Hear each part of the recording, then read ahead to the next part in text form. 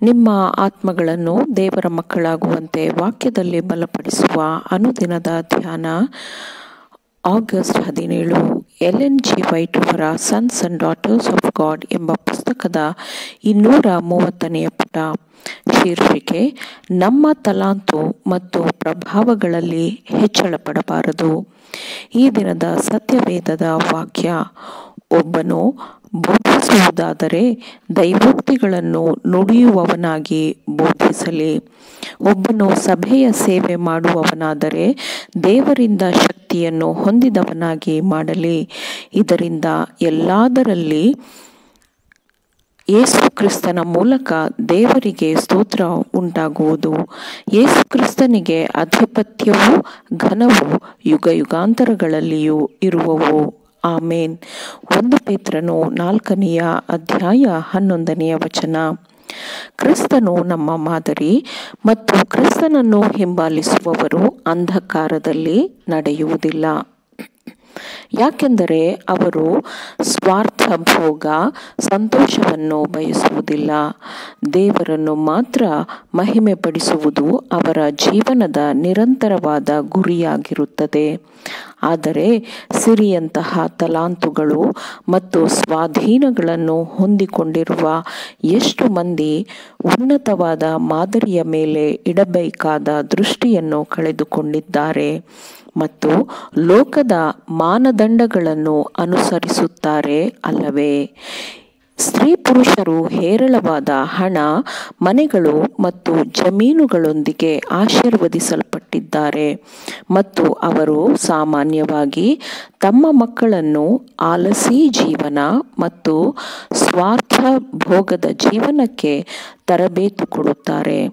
ಆದುದರಿಂದ ಅವರು ಈ ಜೀವನಕ್ಕೆ ನಿಷ್ಪ್ರಯೋಜಕರಾಗಿರುತ್ತಾರೆ. ಅವರನ್ನು ಭವಿಷ್ಯಕ್ಕೆ ಮತ್ತು ನಿತ್ಯತ್ವದ ಜೀವನಕ್ಕೆ ಅನರ್ಹರಾಗಿರುವಂತೆ ಮಾಡಲಾಗುತ್ತದೆ. ಮನುಷ್ಯರನ್ನು ರೂಪಿಸುವುದು ಹಣ, ಐಶ್ವರ್ಯ ಎಂದು ನಂಬುವಂತಹ ಶಿಕ್ಷಣವನ್ನು ಇಂದಿನ ಯುವಕರು ಹೊಂದಿರುತ್ತಾರೆ. ನಮ್ಮ ಶಿಕ್ಷಣದ ತಲಾಂತು ಅಥವಾ ನಮ್ಮ ಐಶ್ವರ್ಯದಲ್ಲಿ ನಮ್ಮ ಬಲವಿರುವುದಿಲ್ಲ. ನಮ್ಮ ಜನಪ್ರಿಯತೆಯಲ್ಲಿಯೂ ನಮ್ಮ ಬಲವಿರುವುದಿಲ್ಲ. ಅದು ಸ್ವಾರ್ಥ ತ್ಯಾಗದಲ್ಲಿದೆ ಮತ್ತು ಯೇಸು ಕ್ರಿಸ್ತನಿಗೆ ಸ್ವಚಿತ್ತದಿಂದ ಪೂರ್ಣ ಮನಸ್ಸಿನಿಂದ ವಿಧೇಯರಾಗುವುದರಲ್ಲಿ ಇದೆ.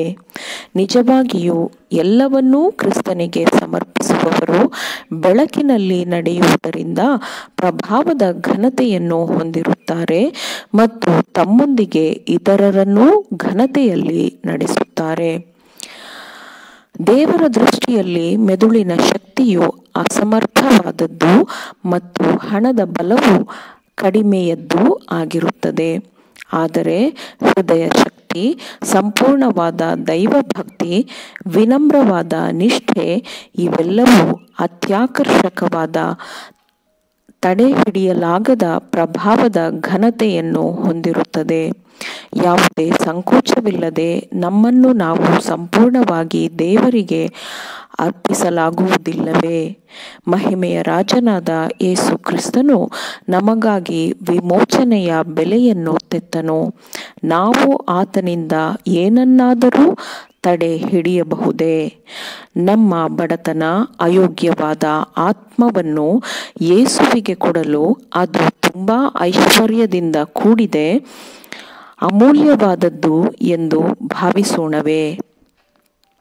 ನಮ್ಮ ಹೃದಯಗಳಲ್ಲಿರುವ ಆಳವಾದ ಸ್ತುತಿ, ನಮ್ಮ ಕೈಗಳ ಅತ್ಯಂತ ಜ್ಞಾನಯುಕ್ತ ಸೇವೆ, ನಮ್ಮ ಸಾಮರ್ಥ್ಯಗಳು ಮತ್ತು ಐಶ್ವರ್ಯದ ಪ್ರತಿಭೆ ಇವೆಲ್ಲವೂ ವಧಿತನಾಗಿ ಆತನ ರಕ್ತದಿಂದ ಸಕಲ ಕುಲ, ಭಾಷೆ, ಪ್ರಜೆ, ಜನಾಂಗಗಳವರಿಂದ ನಮ್ಮನ್ನು ದೇವರಿಗಾಗಿ ವಿಮೋಚಿಸಿದ ಮರಣ ಹೊಂದಿದಾತನಿಗೆ ತರುವ ಬಹಳ ಕಳಪೆಯಾದ ಕಾಣಿಕೆಯಾಗಿರುತ್ತದೆ.